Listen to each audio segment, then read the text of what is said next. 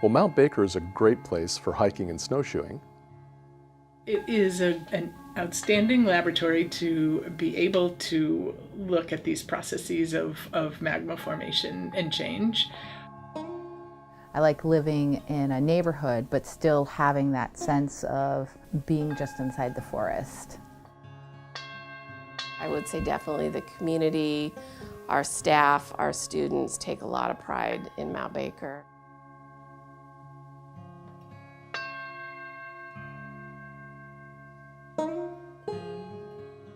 So for the Forest Service, we're actually pretty late in the game of stewarding this landscape. If you look over time, there were a lot of people before the Forest Service who were stewarding this landscape. Our responsibility as stewardship is really that idea of we're here to promote the greatest good for the greatest number over the long run.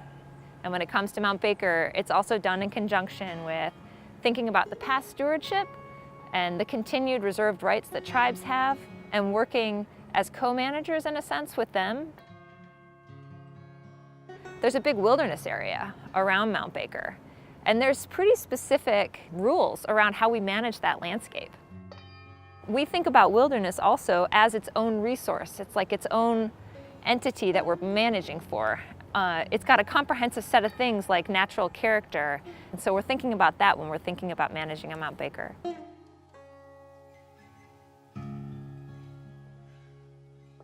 One of the things that I love best about having Mount Baker in my backyard, it's one of the best things about being a Western, is just on day hikes, people can go up and see both the glaciers themselves, but also the terrain as the glaciers melt back that is being exposed for the first time, in some cases for thousands of years. Most of the big glaciers in the Cascades are on the volcanoes. Once you get off the volcanoes, there's lots of little glaciers, but they're all pretty tiny. Whereas the volcanoes have the big, long-lasting glaciers that are going to be here for a while. They're shrinking, but they'll be here for a while.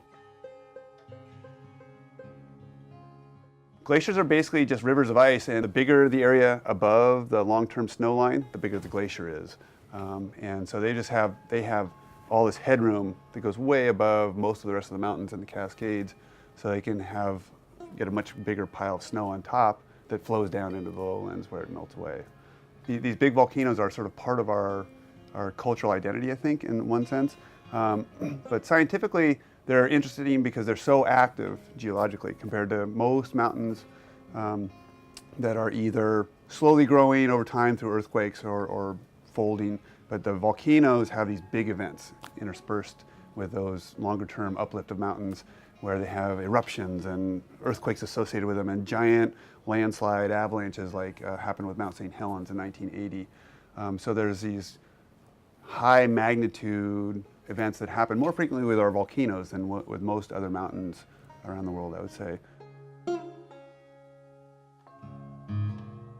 Well, the cone itself has been growing for probably about 30,000 years, but the whole Mount Baker volcanic field has been active for the last million years.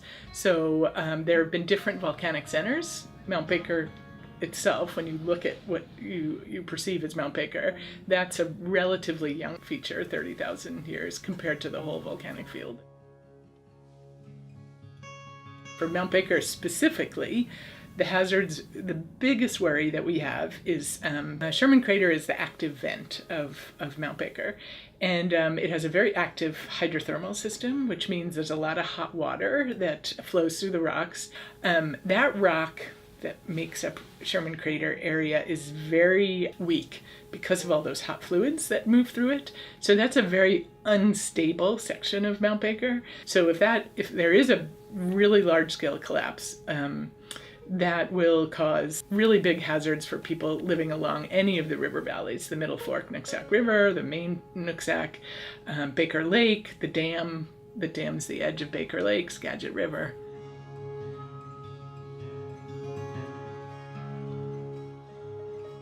So what I often tell people is that if there were an eruption of Baker on a typical day, even one of those gigantic collapses that would have big effects on the river valleys, we probably wouldn't even notice it here at Western.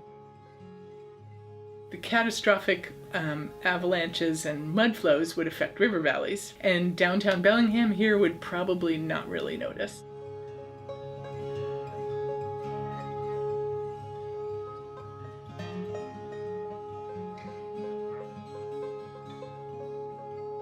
Mount Baker is a beautiful, beautiful part of our community, and it has this somewhat dark side. It has this flip side.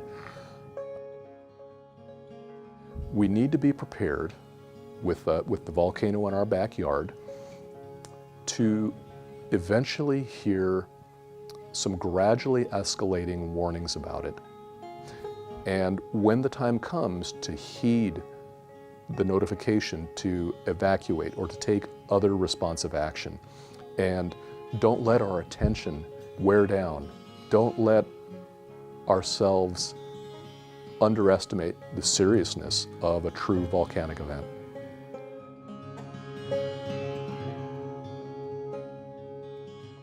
There are a lot of things in the area, including the volcano, that we have to take very seriously as far as preparing for emergencies and safety issues. We are very careful about putting drills, together that we can practice. I think it would be a threat to probably anywhere in the district, and so, we know that. Of course, we hope that it doesn't happen, but we have to be prepared for that. So here's the interesting thing. I feel like our community may be more prepared, aware that they're prepared for this, not necessarily, but people who live out here tend to think, okay, I'm gonna go shopping once a month or twice a month. So they keep food and other things that they might need on hand as a general rule. I think that that's going to serve us well should there ever be a disaster. The Lahar zones would basically cut off the Columbia Valley UGA from even potentially going up to Sumas to try and get something there. We may even be cut off in this valley alone from the roundabout area where we have Texaco and Starving Sam's. So that's why I think that having the Foothills Food Bank up here as a food repository for emergency or disaster could be huge. This building is actually a Red Cross shelter. So should that happen, we may have people who are affected coming here. And it could be because of actual mud lava flow, but it could also be because there's smoke in the air and this building has air filters and their home may not.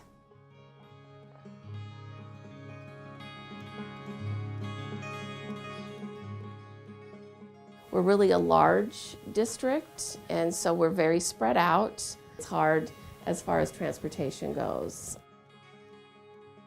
So we actually have youth that live in our area that have never been to Mount Baker, but they live so close to that natural wonder, and to not have gone up there, sort of a tragedy. Some of the things that we are able to give to students as far as opportunities and learning, I think are very different from other areas.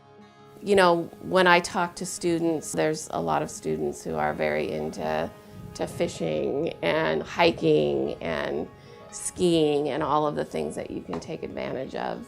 Our students are very connected to farming too. We have gardens at our schools, and students are growing food.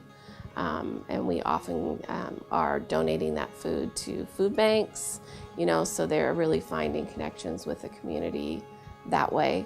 We don't have a grocery store in our district, so that impacts students and families because it's harder to get food. We are actually in a food desert, and that was determined prior to the closing of the two nearest grocery stores. So I think that that's a difference, because there is economic struggle in this area, being so far removed from the resources that are centralized in the cities and towns.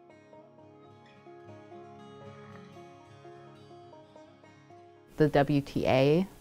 They have been doing an incredible amount of work to connect rural communities and are actually looking at potentially having another route that runs from Maple Falls to Everson and Linden, which would be really impactful for food shopping and for employment. Things like that are coming together and really starting to gel, but I don't think that people that live in Bellingham or any of the other cities really have a sense of these things, because while they come up here to ski and to hike and to enjoy all the beauty that's up here, it's harder to see those things. We are starting to build, but have yet to completely incorporate the things that a healthy community has, like trails and ways to get from one hub to another hub.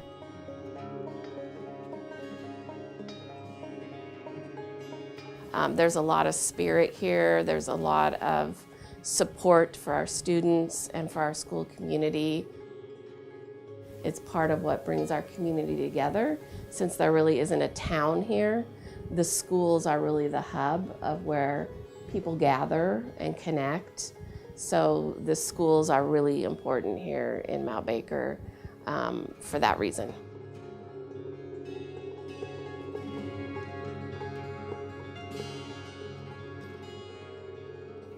A Mount Baker event could happen in our lifetime or in our children's or grandchildren's, or not for many generations into the future. And so it teaches us to enjoy that surface beauty, be aware of that underlying threat, and sort of balance that reality for ourselves.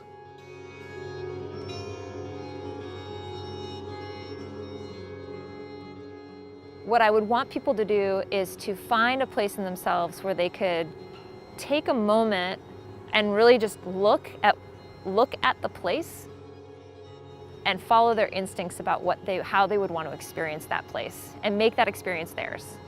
And then I would also love it if they followed up with finding ways to have conversations with people from the area to get a sense for the long-standing connections that people have had here for a long time.